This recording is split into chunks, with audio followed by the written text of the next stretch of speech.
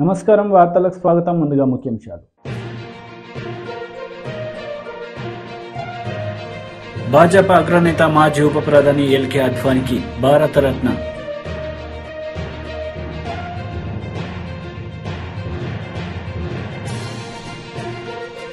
Undavalli press meet, పలు అంశాలపై వివరణ.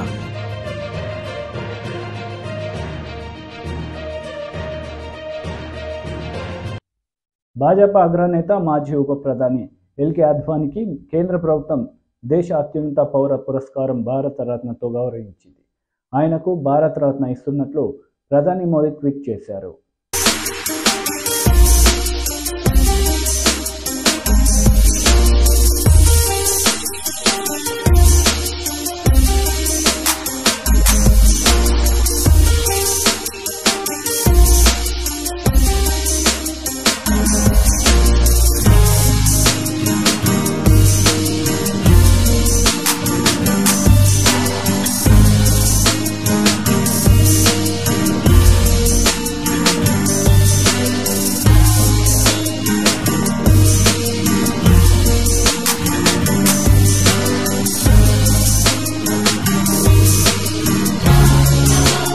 కృష్ణా గోదావరి ప్రాంత పార్టీ కార్యకర్తలతో ఏపీ సీఎం జగన్ బహిరంగ సభ నిర్వహించారు.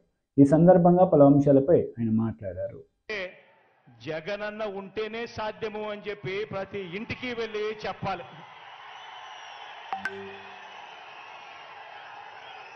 అక్క చెల్లెమ్మలకు అమ్మఒడి,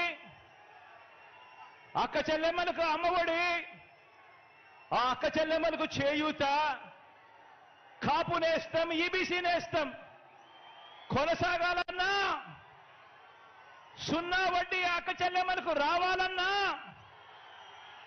ఆసరాను తూచా తప్పకుండా చెల్లించిన మీ అన్న ప్రభుత్వమే ఇవన్నీ చేయగలదు అని ప్రతి అక్క చెల్లెమ్మకు కూడా ప్రతి ఇంటికి వెళ్ళి చెప్పండి. వారే ఆ అక్క చెల్లెమ్మలే మన స్టార్ క్యాంపెయినర్లుగా బయటికి రావాలి అని చెప్పండి. వచ్చి ఆ ప్రతి అక్క చెల్లెమ్మ కూడా కనీసం 100 మందికైనా కూడా చెప్పి ఓటు వేయించాలి, మళ్ళీ జగనన్న ప్రభుత్వమే రావాలి అని చెప్పి ప్రతి అక్క చెల్లెమ్మకు చెప్పండి.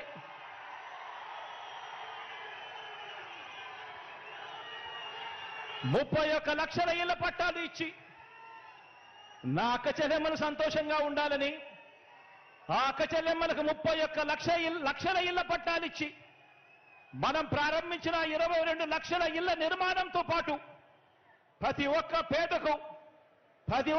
అక్క చెల్లెమ్మలకు వారి సొంత ఇంటి కళ నెరవేరాలన్నా, ఇలా మహిళా సాధికారతకు ఏ మంచి జరగాలన్నా కూడా మీ అన్న ప్రభుత్వమే చేయగలదు, మీ అన్న ప్రభుత్వం మాత్రమే చేయగలదు అని ప్రతి ఇంటికి వెళ్ళి చెప్పండి. ఆ 31 లక్ష ఇళ్ల పట్టాలు అందుకున్న అక్క చెల్లెమ్మలను బయటికి రమ్మని చెప్పి అడగండి. స్టార్ క్యాంపెయినర్లుగా మారాలని అడగండి. ఆ ప్రతి అక్క చెల్లెమ్మ కూడా కనీసం 100 మందికి జరిగిన మంచి గురించి చెబుతూ ఆ ప్రతి అక్క చెల్లెమ్మ కూడా మీ బిడ్డ జగనన్న పాలన తేవాలి అని చెప్పి అడుగులు ముందుకు వేయాలి అని చెప్పండి. గవర్నమెంట్ బడులు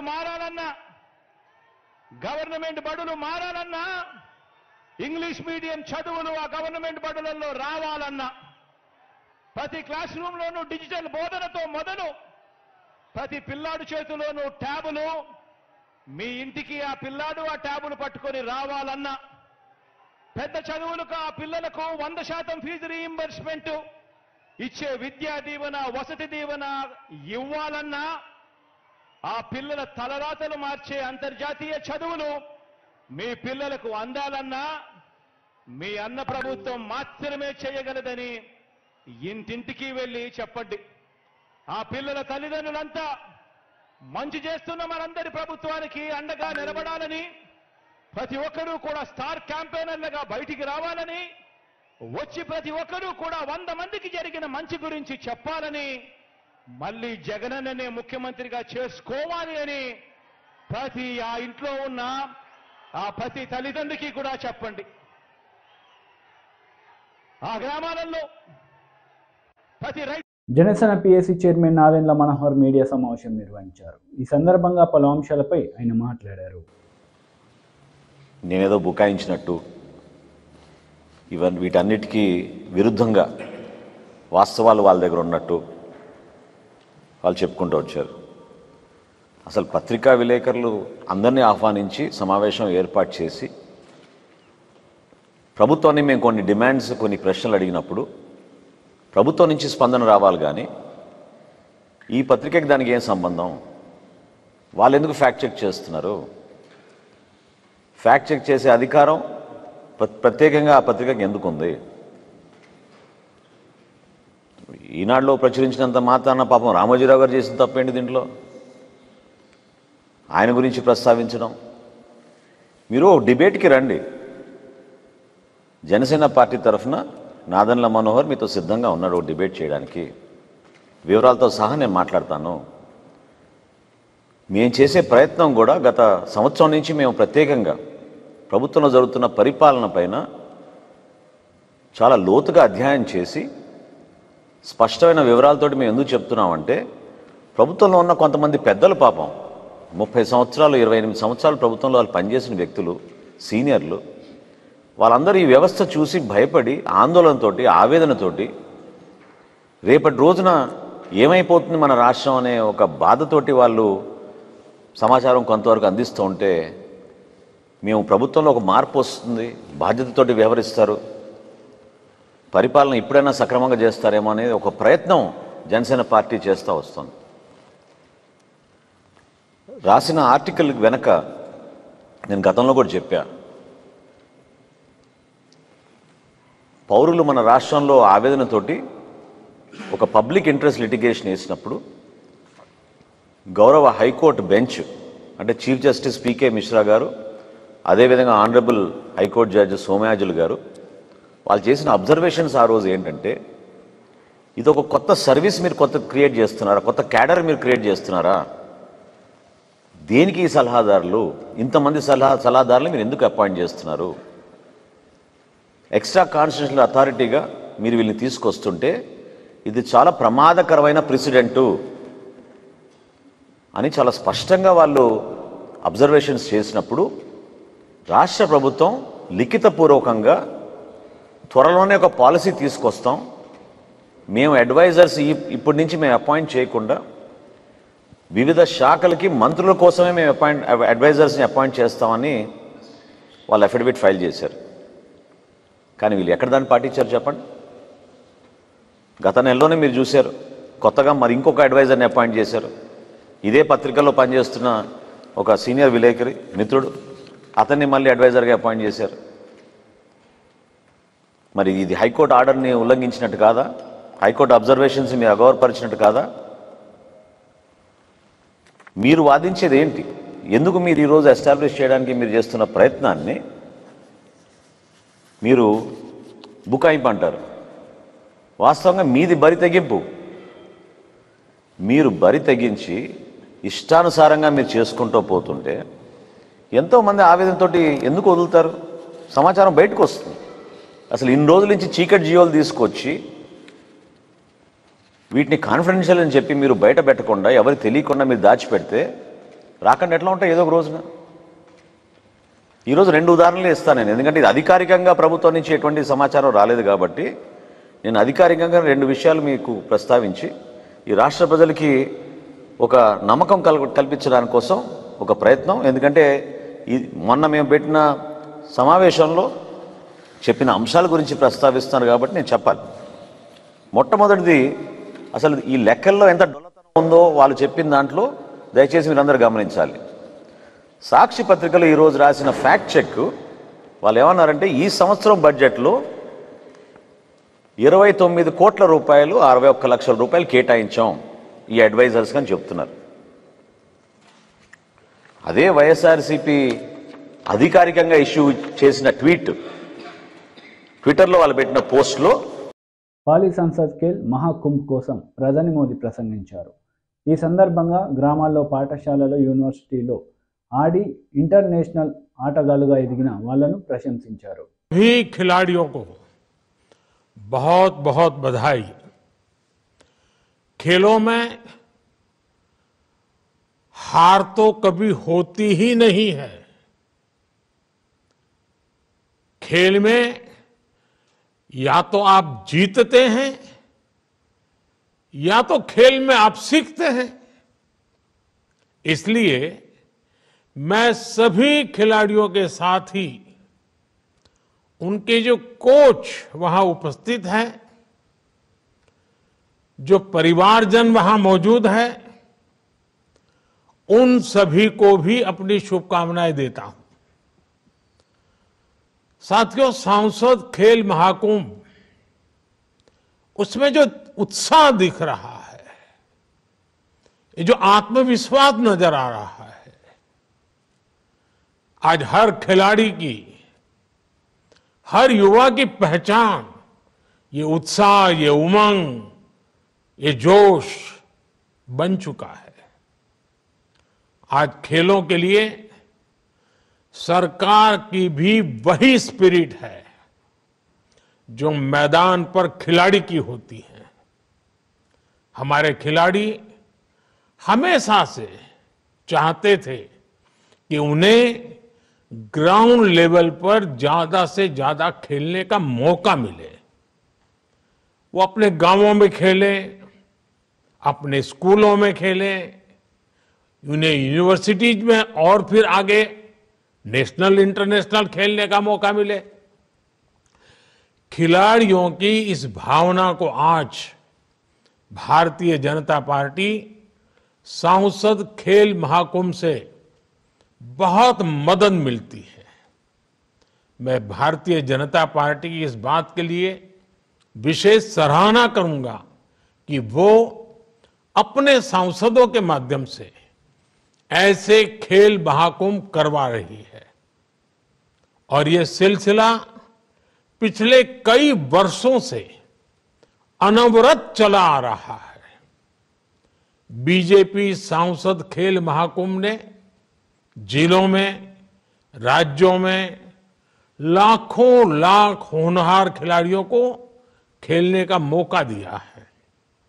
ये खेल महाकुंभ नए खिलाड़ियों को तलाशने और तराशने का भी बड़ा माध्यम बन रहे हैं। और अब तो भाजपा सांसद बेटियों के लिए भी विशेष खेल महाकुंभ का आयोजन करने जा रहे हैं। मैं भाजपा को, उनके सांसदों को इस महत्वपूर्ण अभियान के लिए बधाई देता हूं। साथियों, मुझे बताया गया है कि पाली में भी 1100 से ज्यादा स्कूलों के बच्चों ने सांसद खेल महाकुंभ టీడీపీ నేత కన్నా లక్ష్మీనారాయణ మీడియా సమావేశం నిర్వహించారు. ఈ సందర్భంగా పలు అంశాలపై ఆయన మాట్లాడారు. రీసెర్చ్ చేశాడు. రీసెర్చ్ చేసి బయటకు వచ్చి ఎట్లా అయినా 19 ఎన్నికల్లో ప్రజల్ని నమ్మించగలిగితే తాన లక్ష్యం ఏదైతే ఉందో భారతదేశంలో అత్యంత ధనికవంతుడు కావాలి అనేటువంటి లక్ష్యాన్ని ముఖ్యమంత్రి అయితే కానీ చేరుకోగలను అనేటువంటిది తన తండ్రి ముఖ్యమంత్రిగా ఉన్నప్పుడు చూశాడు. అలాగే బయటకు వచ్చి, జైలు నుంచి బయటకు వచ్చి తల్లి, చెల్లి, బాబాయ్ సపోర్టుతో రాష్ట్రంలో ప్రజలందరినీ కూడా నమ్మించి, ఒక్క అవకాశం అని చెప్పేసి నమ్మించి అధికారంలోకి వచ్చినప్పటి నుంచి కూడా బ్రిటిష్ రూల్ని పూర్తిగా ఈ రాష్ట్రంలో అమలు చేయటం మొదలుపెట్టాడు. ఏ రకంగా అయితే బ్రిటిషర్స్ భారతదేశానికి వ్యాపారం పేరు మీద వచ్చి నమ్మించి తన సొంత సైన్యాన్ని పెట్టుకొని భారతదేశాన్ని రూల్ చేసి భారతీయుల్ని ఏ రకంగా హింసించి హత్యలు చేశారో, అలాగే తాను కూడా నమ్మించి ఒక అవకాశమైన అధికారంలోకి వచ్చినప్పటి నుంచి కూడా ఆంధ్ర రాష్ట్ర సంపద మొత్తాన్ని కూడా ఏకీకృతం చేసి తాను ఒక్కడే వ్యాపారం చేసుకుంటూ ఎవరిని ఎమ్మెల్యేలను కానీ మంత్రులను కానీ దగ్గరికి రానిస్తే వాటా అడుగుతారేమోనని దూరం పెట్టి ఆఖరికి తల్లిని చెల్లిని కూడా కంటనీరు పెట్టి ఆంధ్ర రాష్ట్రం నుంచి తరిమి ఈ రాష్ట్రం మొత్తాన్ని దోపిడీ చేసి, దోపిడీయే లక్ష్యంగా ఒక దొంగల ముఠా, ఈ రాష్ట్రం మీద ఒక దొంగల ముఠా పడి ఏ రకంగా అయితే ఇంతకుముందు మనం సినిమాల్లో చూసాము, దొంగల ముఠా గ్రామాల మీద పడి ఏ రకంగా దోచుకుంటుందో ఆ రకంగా అధికారంలోకి వచ్చిన కాడి నుంచి ముఖ్యమంత్రి వాళ్ళ ముఠా ఈ రాష్ట్రాన్ని దోచేసి ప్రజల్ని భయభ్రాంతులను చేసి పోలీసుల్ని తన సొంత సైన్యంలాగా వాడుకొని ఈ రాష్ట్రంలో ప్రశ్నించినటువంటి ప్రతిపక్ష నాయకులను మొత్తాన్ని కూడా జైళ్లలో పెట్టి హింసించి ఆఖరికి సీనియర్ నాయకులను, రాజకీయ నాయకులను కూడా జైళ్ళల్లో కొట్టించినటువంటి పరిస్థితి. ఆఖరికి జాతీయ అధ్యక్షులు చంద్రబాబు నాయుడు గారిని కూడా అరెస్ట్ చేసి ఏ అభియోగం లేకున్నా అక్రమ కేసులు పెట్టి 54 రోజులు జైల్లో ఉంచినటువంటి మాట మనం చూస్తూ ఉన్నాం. నేను సంవత్సరం క్రితం చెప్పాను, వైసీపీ శాసనసభ్యులందరికీ కూడా మీరు కనుక జగన్మోహన్ రెడ్డిని మార్చుకోకపోతే రేపు ఎన్నికల్లో తాను చేసిన తప్పులన్నీ కూడా మీ మీద వేసి తప్పుకొని మిమ్మల్ని బలి చేసేటువంటి పరిస్థితి వస్తుంది. అందుకని మీరు యాజ్ ఎర్లీ యాజ్ పాసిబుల్ ముఖ్యమంత్రిని మార్చుకోండి అనేటువంటి మాట సంవత్సరం క్రితం చెప్పాను నేను. ఇవాళ ఉండవల్లి అరుణ్ కుమార్ ప్రెస్ మీట్ నిర్వహించారు. ఈ సందర్భంగా పలు అంశాలపై ఆయన మాట్లాడారు. ఈ ప్రచారాలకు ఏముండదు, దుష్ప్రచారం కూడా అంటే కూడా దుష్ప్రచారాన్ని తక్కువ చేసినట్టు ఉంటుంది. ఇది బూతులు అనమాట.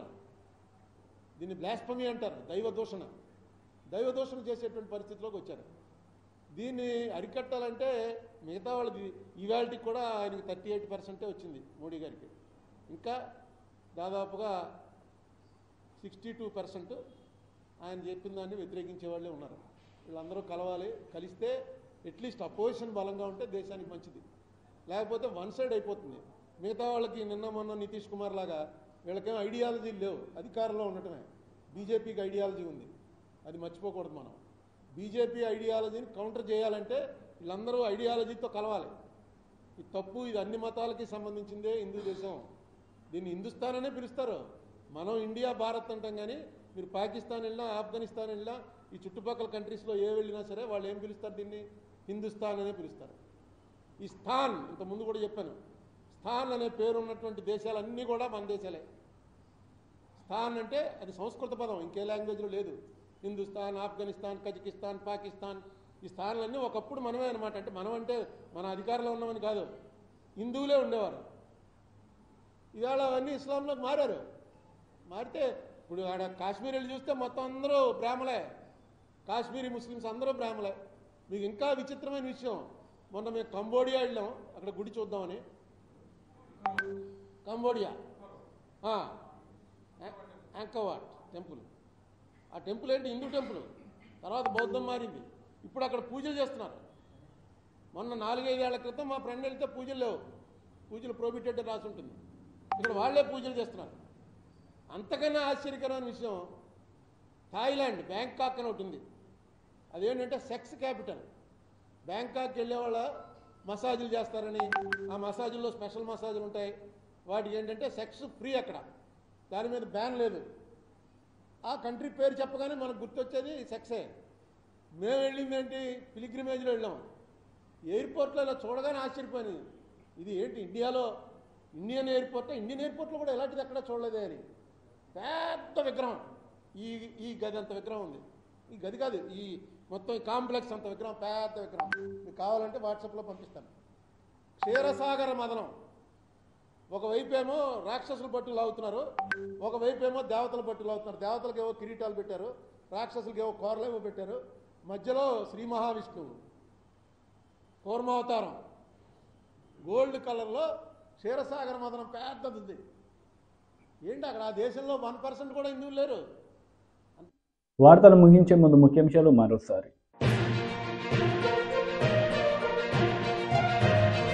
భాజపా అగ్రనేత మాజీ ఉప ప్రధాని ఎల్కే అద్వానీకి భారతరత్న.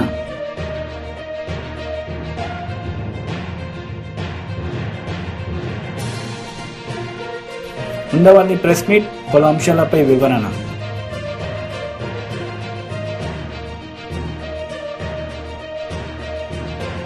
ఈ వార్తలు ఇంతటితో సమాప్తం. తిరిగి ప్రసారమయ్యే వార్తల్లో మళ్ళీ కలుద్దాం. అంతవరకు సెలవు. నమస్తే.